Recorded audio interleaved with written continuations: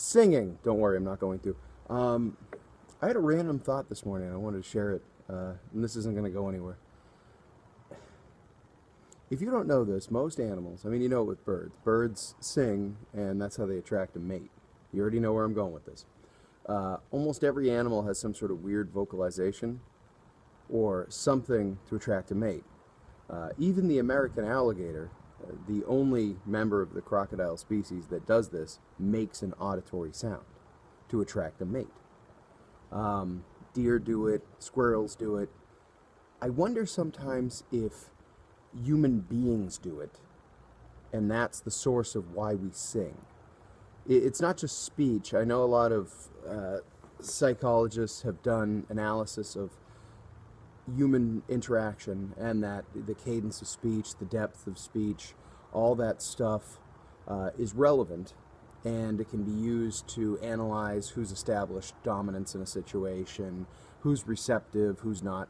But I wonder, because human beings, even at a very, very young age, if you play music for them, they dance, they respond. And people go, it's just something people do. What if it's not just something we do? What if music and song is part of our evolutionary process and our mating ritual? And it seems very interesting to me that music, aside from just bringing about other feelings, the most common one I can think of is the urge to find a mate, whether it be romantic or it's like music that inspires aggression to help you fight for that thing. It all seems to come down to that. And dance and music are inherently sexual. They seem to have those qualities to them. And I wonder if there's a hard wiring in the species for that. That was it. It's just something that never occurred to me.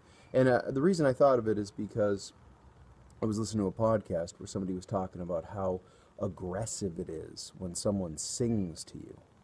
And for me, that's the truth. There's been a few experiences in my life where somebody has sung to me, and it's been beautiful. But there's been a lot of times where people will start singing and they come towards you like they're looking at you and you're like, oh, I don't like that. Why? Why don't you like that?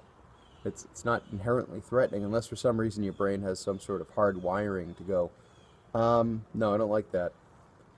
Interesting enough, the same podcast pointed out that the reason that people have fears of public speaking is because when we evolved, we would have evolved into units that would, on average, be 60 members and probably never be more than 150 members.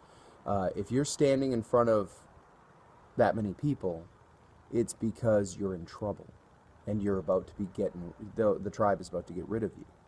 So when people wonder why they have stage fright, if you evolved to be in a small group of 60 people and now you're standing in front of 60 people, you are on trial for something.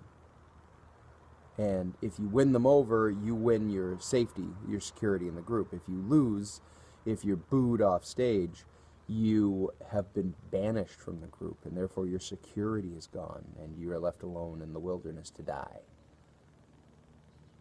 It's just it's just what's in my head this morning. I mean, it's not abnormal for any other morning.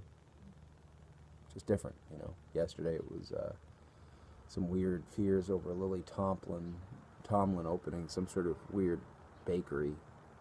I don't know, man. That's just what's in my head. It's nice out. It finally feels like fall. The last 30 seconds of this video don't make any sense.